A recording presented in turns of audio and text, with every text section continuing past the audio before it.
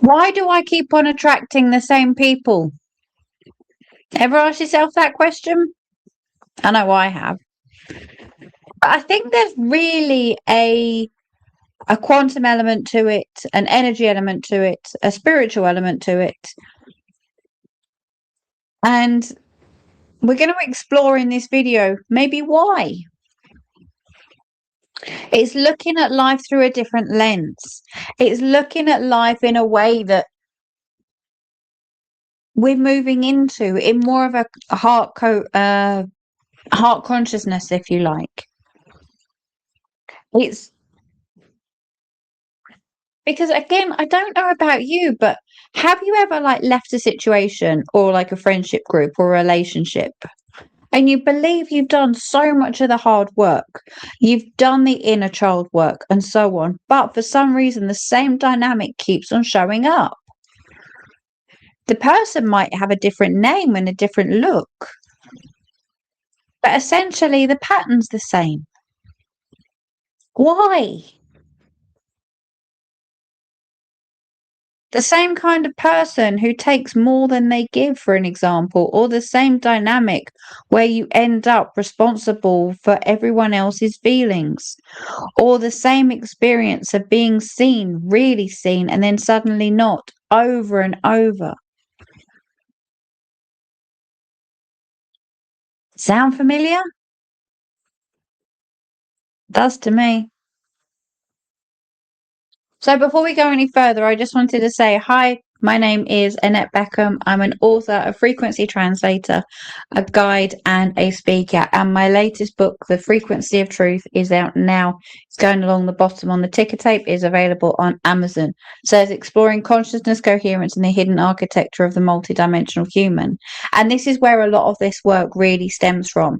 So it's my own 40 plus years of personal experience of being a very sensitive person, looking through life and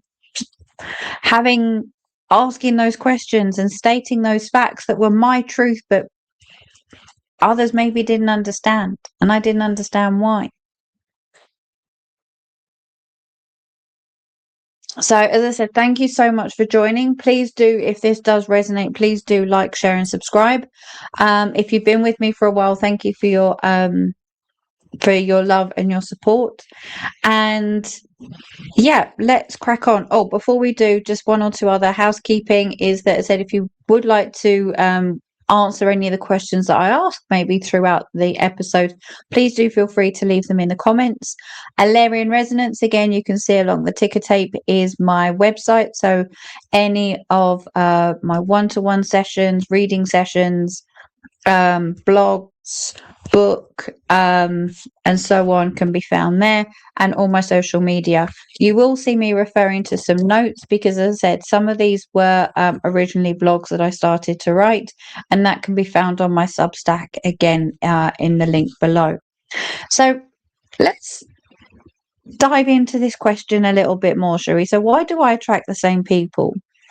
So as we've said, it's sort of like the same dynamic where you end up responsible for somebody else's feelings, or the same experience of being seen, really seen, and then suddenly not, over and over. Again, an example.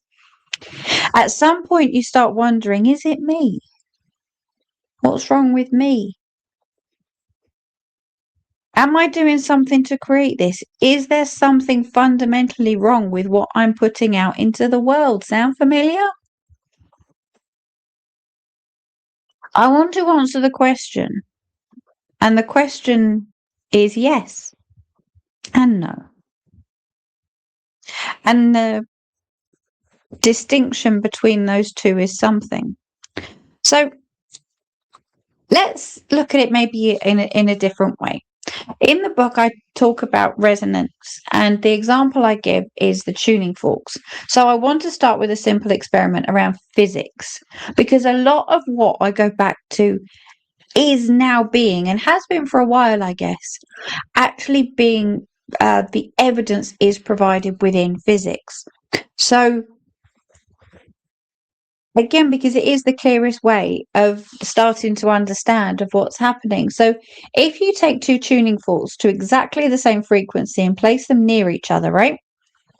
Maybe I should have brought my tuning forks up and actually done this. Then strike one of them. Something interesting happens. The second fork begins to vibrate. You haven't touched it. You haven't done anything to it. But because it's tuned to the same frequency, it responds. Guess what? It resonates. So and say that's right. I've said that before I read it. So in physics, it simply means a system responds more strongly when it encounters a frequency that matches its own. Is this starting to make sense now? So now we are going. So I'm not saying human beings are tuning forks. I'm not saying that. But human beings are enormously complex. We've got various different systems. And I'm not suggesting that this is a perfect one-to-one analogy, not by any stretch of the imagination. But the principle, the things tuned to the same frequency naturally find each other, naturally respond to each other. That principle holds at many levels of reality. Is that now starting to make sense? So, what I've observed across decades of working with people and my own energy is this. We carry frequency, right? Patterns in how we're orientated, what we've been through, what we believe about ourselves, about the world, what wounds we haven't yet integrated, what gifts we haven't fully claimed, and much, much more. And those frequencies, that energetic signature acts like a signal. It doesn't attract randomly. It attracts specifically. It calls in what matches. The two tuning forks, remember? So, which means the pattern you keep experiencing in your relationship isn't bad luck. I don't think it is. Based on that theory, maybe it isn't bad luck. I don't think it's really even a curse. But again, I think that's maybe a talk for another day. But again, with this theory, and it isn't evidence that you're fundamentally broken either, because you are not broken. You are sensitive, yes.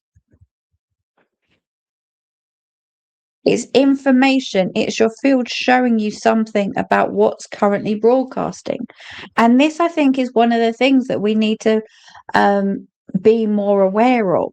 Bring our awareness to exactly not only what is on the inside, but what is our heart broadcasting? What is our toroidal field?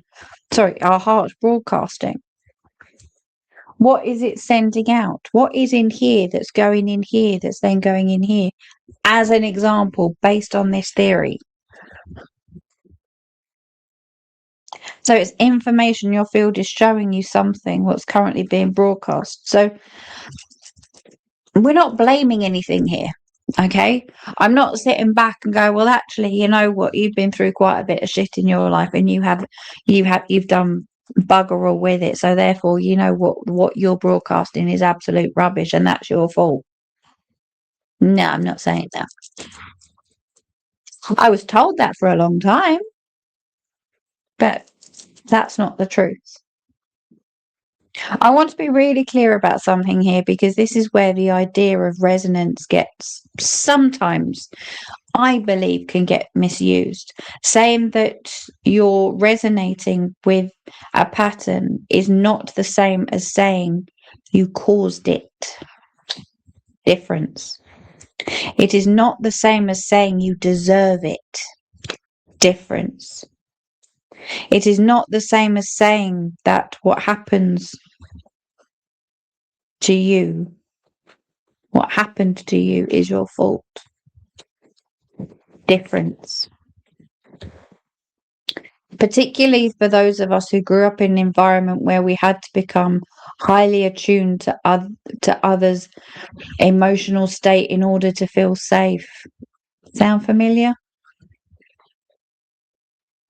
That attunement itself became a frequency we carry. a pattern of scanning, accommodating, and managing. We never really had our own emotions. Because when we did have our own emotions, we were told that it was too much. But we had to accommodate everybody else's because their emotions were okay, right? Sound familiar? A pattern of scanning, accommodating, and managing. And the pattern absolutely does attract people who benefit from being, I suppose, scanned and accommodated and managed. Not because you did anything wrong, but because unexamined patterns tend to repeat. And it's bringing your awareness to if and when you're doing that. So the point of understanding resonance is never, ever, ever, never, ever, ever about blame. Okay, it's never about blame.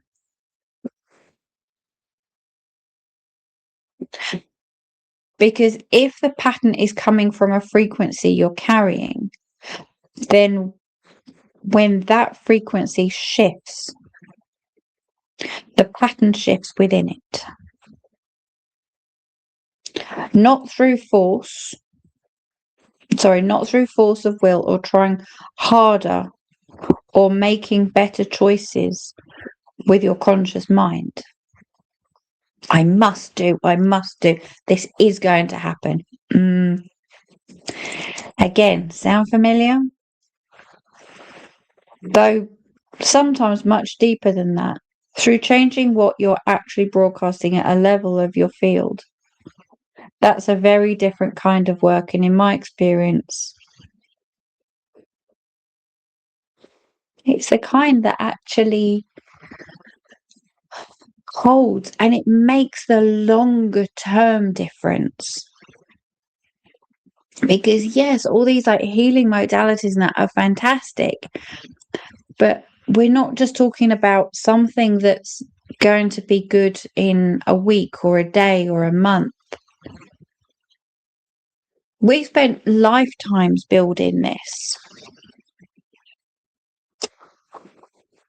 Decades even. So it's then changing it. Sorry, this fringe is getting on my nerves. We're changing it to accommodate the rest of our lives. So what your field is actually doing, most people think of attraction in relationships, in what comes into their lives as something that happens to them. Yeah? Something happens to them. Or, at best, something they manage through conscious decision making. Choose better, set better boundaries, recognize the red flags earlier. Go and check out video number 2.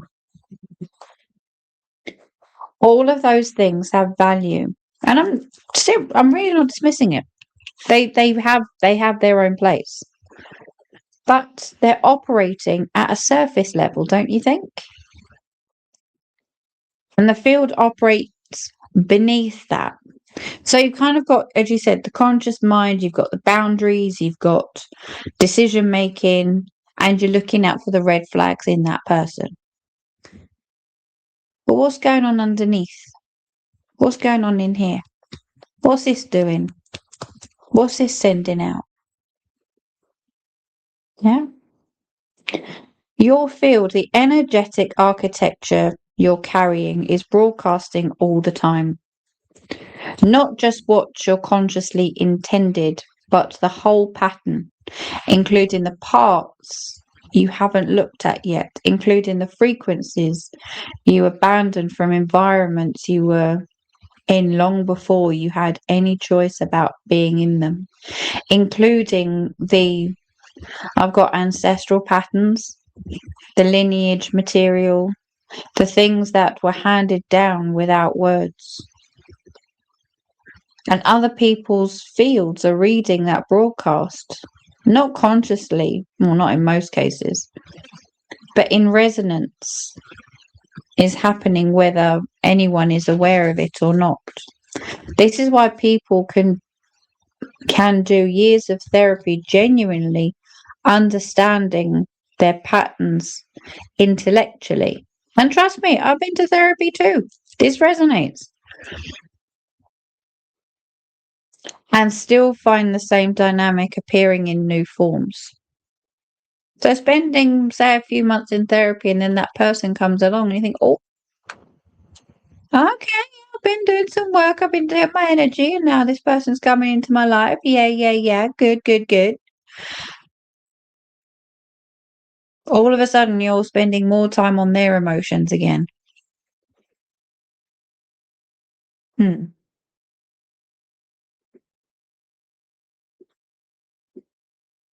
Same repeating pattern.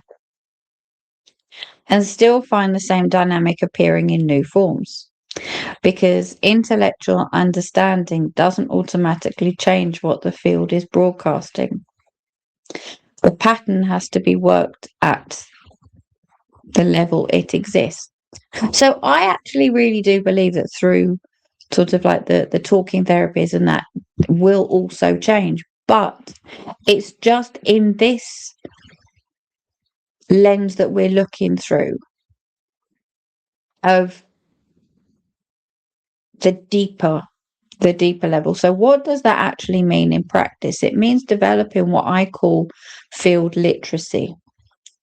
The capacity to read your own system, to notice what state your field is in, what it's broadcasting and what it's calling in, and to work consciously with that rather than only with the surface behavior. But the surface behavior has its own right and has its own place too. So the shift, what changes when the frequency changes? I want to tell you about what's actually happened when people start doing this work. It's not that people in their lives suddenly change. It's like, oh, already, thank you very much. No. It's not that difficult people become easy or that everyone around them transforms overnight. That's not how it works.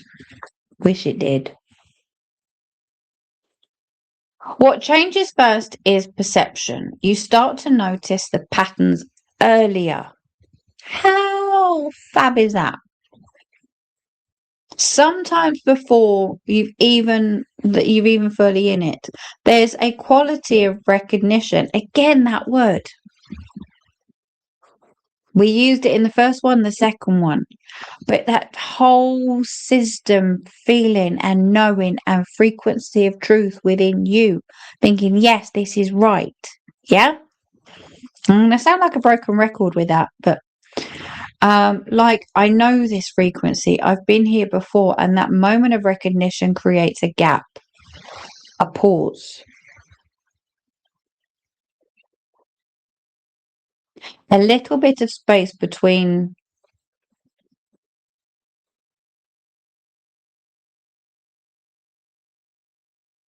I put here the stimulus and the response.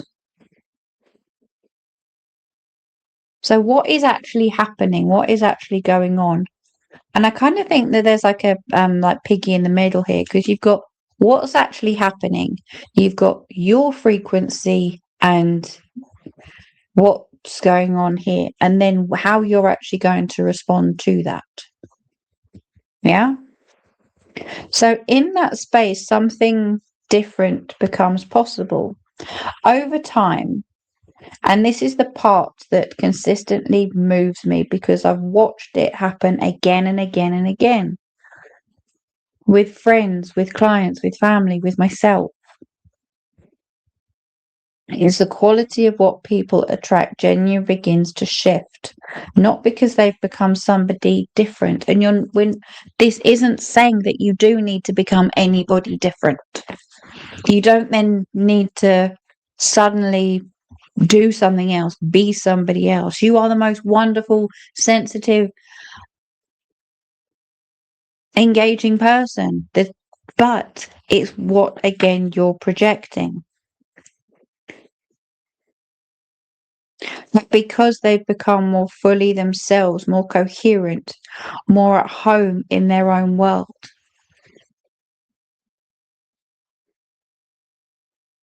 You're not masking anymore. You're not covering up anymore. You're not taking on everyone else's emotions anymore.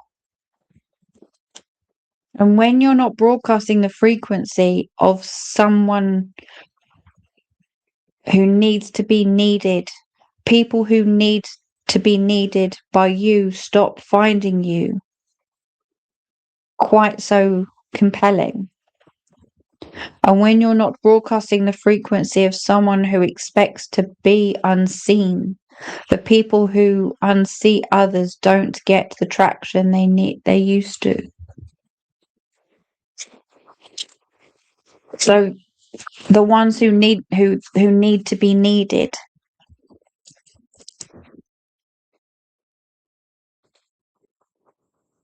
This isn't about becoming closed or putting your defense up or putting your walls up. No, quite the opposite. Oh, I've even put here quite the opposite. It's about becoming so genuinely present in your own field that sorry, I'm going to read that again. It's about becoming so genuinely present in your own field that there simply isn't the gap for certain dynamics to take hold.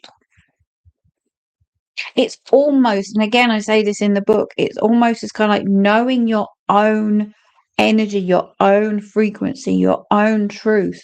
That when you do get, or like your own frequency, that when there's sort of static, you can feel it and go, actually, no, that's a bit of static. It's not something I want. Thank you very much. No, thank you. And then you go back to self. That you're so present in your own frequency, in your own truth, that, as I said, you can sense all these different things. And it's not necessarily, as I said here, not always needing, but feeling comfortable. So coherence, a word I'll come back to in the next episode, is the state in which your field is most fully yours.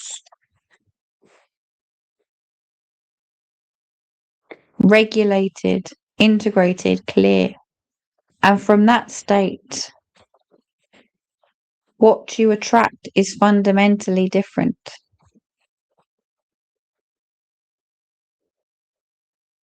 So, okay, so that's all well and good. You might be going, okay, well, I like the thought, I like the theory. So where to begin? So if you're sitting with this and you recognize the pattern, you're probably thinking, where do we go from here then?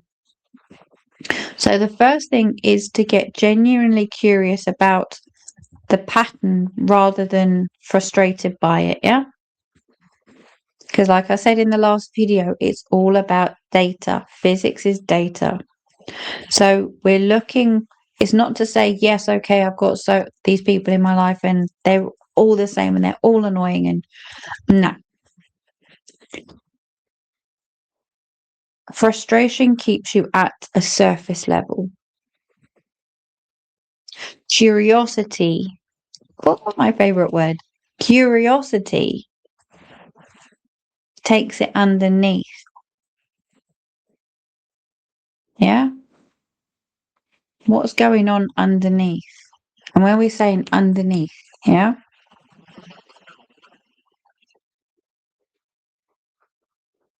So ask yourself, what is the common thread in this situation I keep finding myself in? Not what did the other people do, but what does my role in this tend to look like? What do I keep offering? What do I keep hoping for? What do I keep tolerating? What do I keep giving more of me and losing me in the process? Because I spend so much time and energy on X. You're looking for the frequency signature of the pattern. You're not looking for things to blame yourself for. We're past all that. We are so past all that where it's untrue. Okay, you're looking for the frequency signature of the pattern. What is the quality it carries? What does it feel like in your body when you're in it?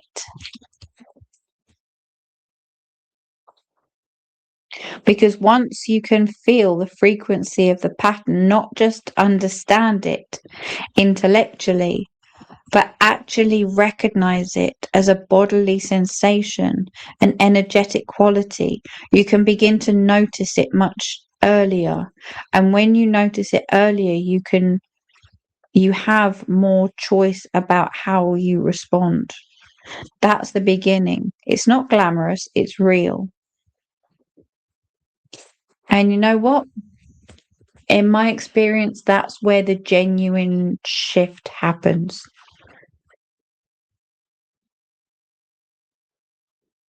Yeah. That is where the genuine shift happens. The genuine shift is where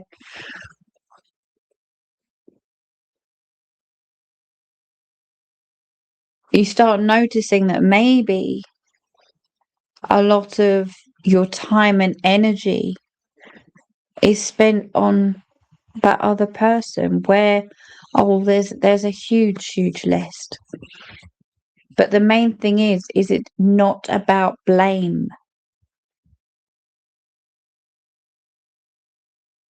It's about, as I said earlier, it's the patterns. You might be doing the same throughout different relationships.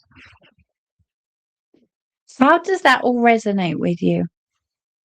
How does that sit? Might be awkward, might be uncomfortable, might be a light bulb moment, might be, okay, no, I'll sit with that and see how it feels later on. All of the above is perfectly fine. But then the next episode, we're going to go into something that connects directly to everything we've covered so far. And it's one of the questions I get asked most often. Why does your body seem to know things your conscious mind hasn't yet caught up with?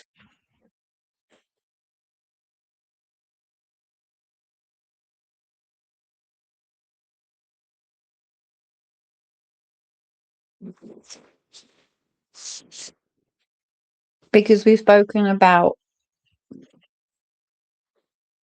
relationships, we've spoken about the signals, we've spoken about coincidences, we've spoken about the sensitivities, but actually this physical body actually kind of does take the brunt of it quite a lot of the time.